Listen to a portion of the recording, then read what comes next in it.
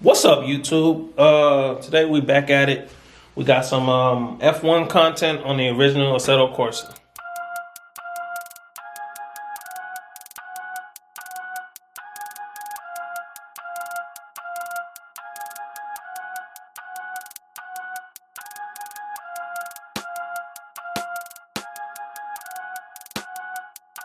All right, what's good, YouTube? So AC Evo is starting to get to the point where I want to get ready to pick it up. But with that being said, there are some cars that aren't in Assetto Corsa Evo that I never reviewed. With the directly off the game, with my audio set up the way it is now. And there are a lot. There are still some cars that I want to drive before Assetto Corsa is finally like. There's no point in having it. So we're gonna drive the 2014, 15, 16 era of F1 cars. That's when they first switched to the 1.6 liter turbo power units that we currently have. Now, of course, with 2026 being the new rule set, it's not always a bad thing when F1 goes down in size and speed. So we're going to do a video today. We're going to talk about that rule set. Well, I guess you would call it the narrow V6 cars. We're going to drive those, and we're going to just kind of talk about the rule set. And then probably here pretty soon, I want to drive AC Evo. Now that the F2004 is in it, I'll directly drive it in the original Assetto, switch over to AC Evo, same car, same track, to see what difference I can feel. Last thing, AC Evo, like, I'm a sim racer through and through. Like, I don't want to drive street cars on my sim. Like, I get in a sim, I want to drive something that I can't normally drive. So all those street cars that have been in AC Evo didn't really appeal to me, but now the F2004 is in there, the Maserati GT2 is in there, M4 GT3 is in there. So it's like, okay, they're really starting to fully transition. So that'll be something that happens pretty soon here.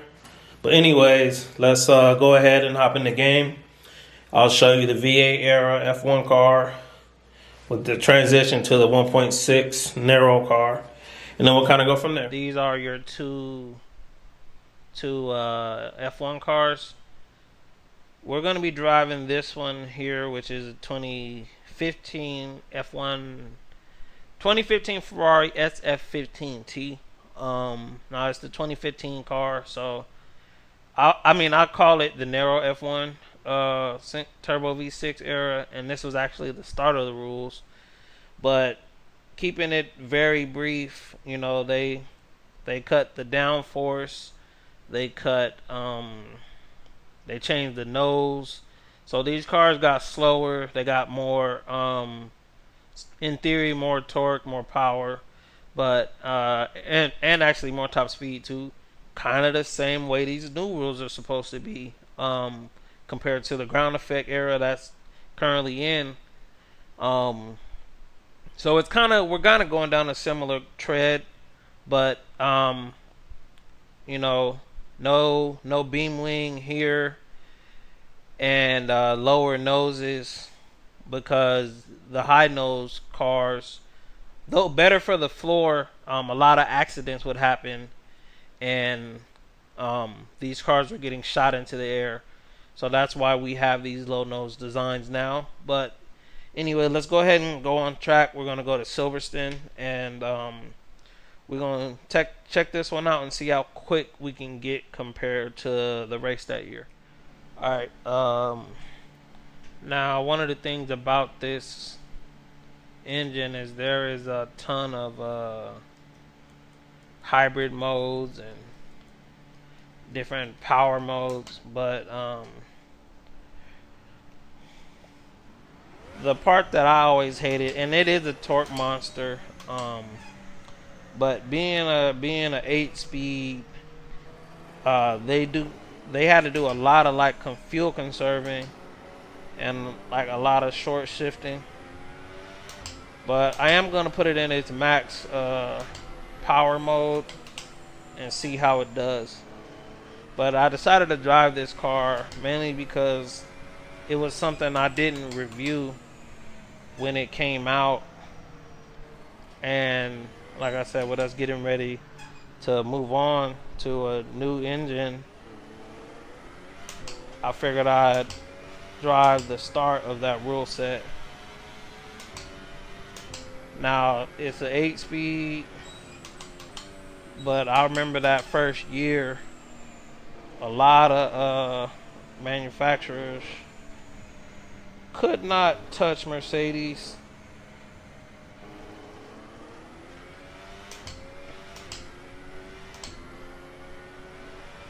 Still a fast car though.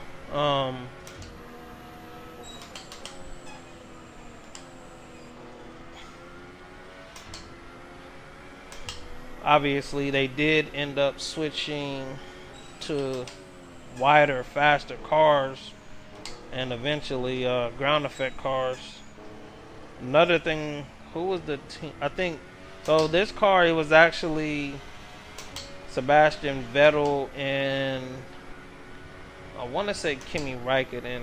I'll have to double check that, but less downforce, probably more weight because all this turbo hybrid stuff, and then they also slowed down the aero, so it makes less downforce. But I remember being excited for these rules because, you know, they're like, these cars are going to be more challenging to drive because of the torque that these engines make, and but you know, you also gotta conserve fuel and manage fuel, and fuel efficiency is gonna matter and all this stuff. But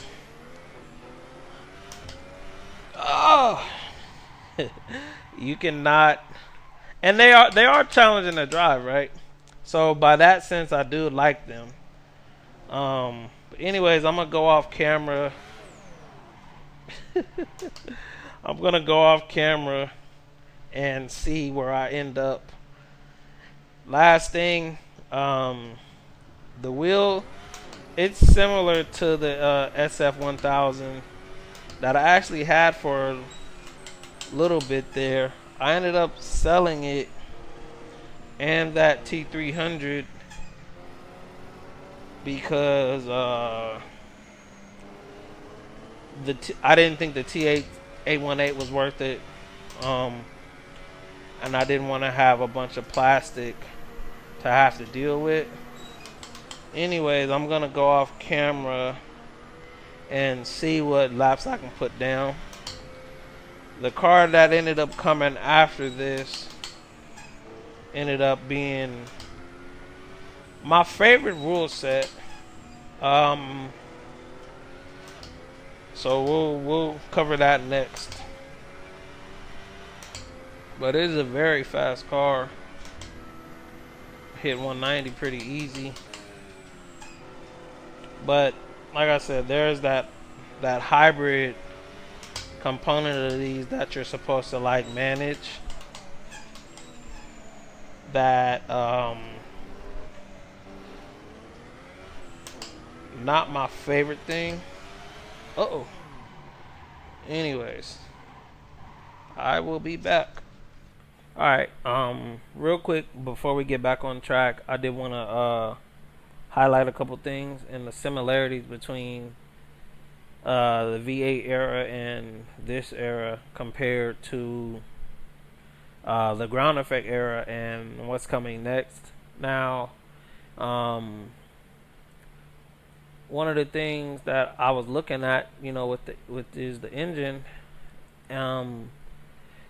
there are a bunch of different, so not a bunch, but there's your NGU K, which is kinetic recovery, which is braking, And Assetto Corsa does a good job of explaining some of this stuff. And then you have your MGU-H, which is a heat recovery, and that's from the exhaust. They're actually dropping the MGU-H because it was so cost effective. It cost so much, and it was hard. It's hard on the cars from a reliability perspective. So what they're doing for this next rule set is dropping the MGU-K, and they're doing 3 times the size of the MGU-H. But if you look here, there's a bunch of different engine settings.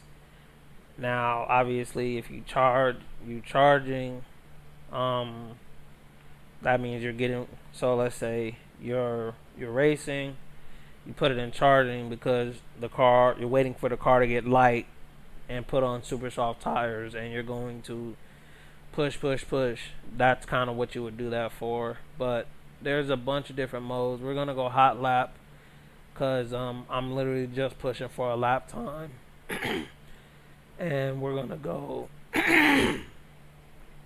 lighter here, and we're gonna go super soft. Now I want to see how much of a difference it makes. I'm almost certain that the car is going to be so much crazier to drive, and it might bite my head off, but I want to see how quick I can go. All right, what's going on, guys? Now I did not get very close to the actual time. My closest, let's double check. Let's go to the pins real quick. My best lap was a 150, and keep it a beam with you. The best lap that year was 137 during the race, and a 132 for pole position. I never claimed to be the best at this at any sim, but these cars in particular, I couldn't touch that. Now I will say, a lot more fun than I remember when when this car came out. I got it when it finally worked its way to PlayStation, but the car itself, you can definitely tell it has less downforce than the car before it and the car after it. But it's a very fun car to drive. With all the hybrid stuff you have to manage, and the fact that it's an 8-speed and it's a top speed monster. I'm actually going to take it to Circuit de la Sarthe real quick and see what we can top it out at. But with all of those things, it's a fun car to drive, very challenging car to drive.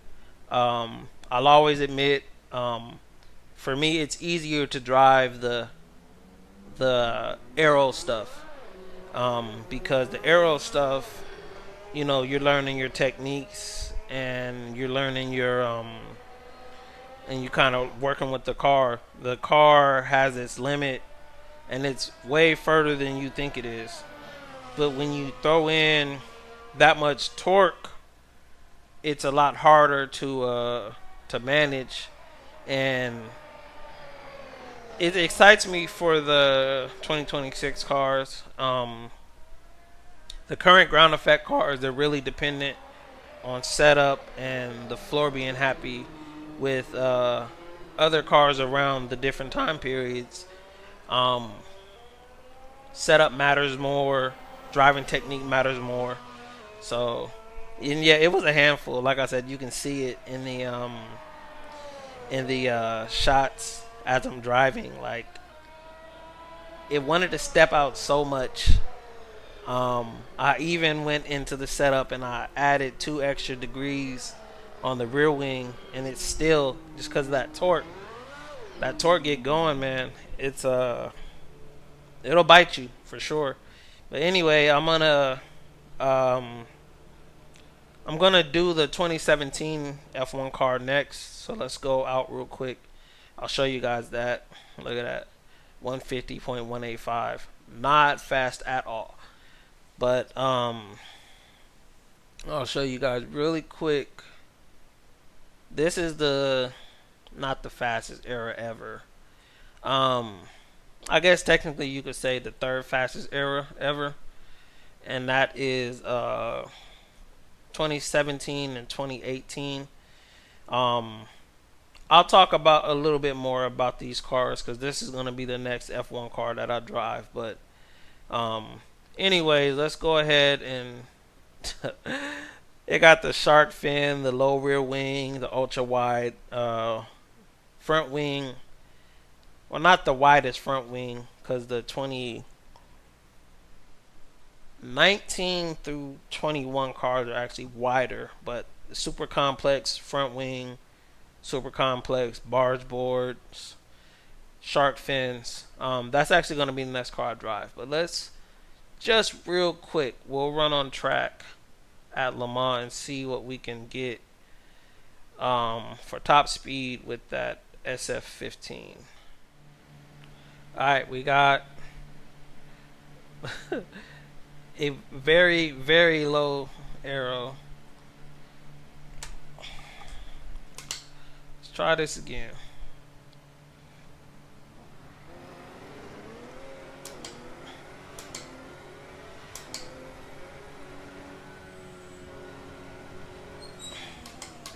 You hit 211 before.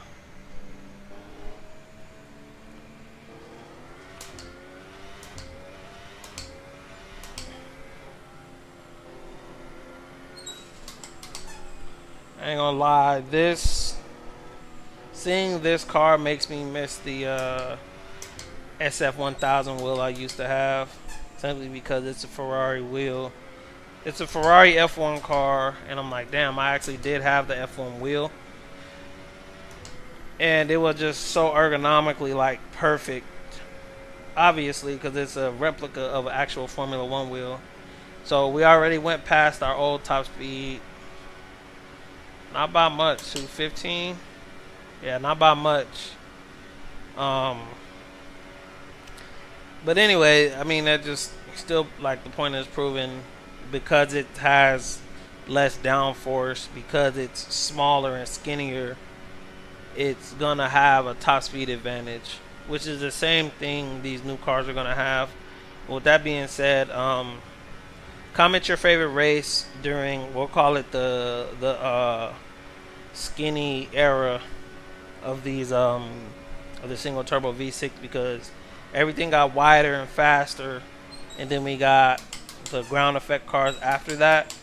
But comment your favorite era, your favorite race during the ground effect era. I would probably say the duel in the desert between Nico Rosberg and Lewis Hamilton. That was, I want to say, Bahrain in 2014. That might have been wasn't the open to the season, but it was pretty early in the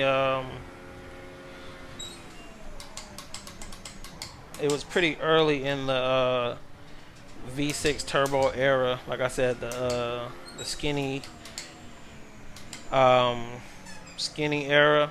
But overall, I think this particular era, it was cool. We had a lot of innovations. The biggest one being the split turbo, that kind of jumped Mercedes up the constructor championship period. From, I think the best they did was like third in the V8 era. They didn't win a ton of races. They were like the best of the rest. And then these new rules came along, and I mean, Mercedes became this juggernaut of a I actually want to see how quick I can go here, but Mercedes actually became this juggernaut of a team during this time period. But yeah, you had crazy noses during the 2014 season. McLaren, Honda came back.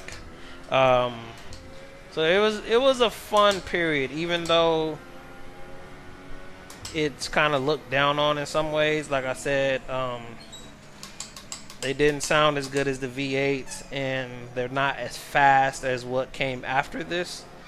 But hope you guys enjoyed the video.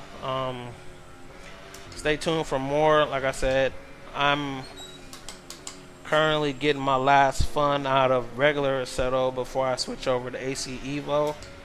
And with that one, AC Evo, probably gonna drive that F2004 on here one last time before I delete it and just run AC Evo. So stay tuned for more, because we're gonna keep banging out content. Apex Vision out.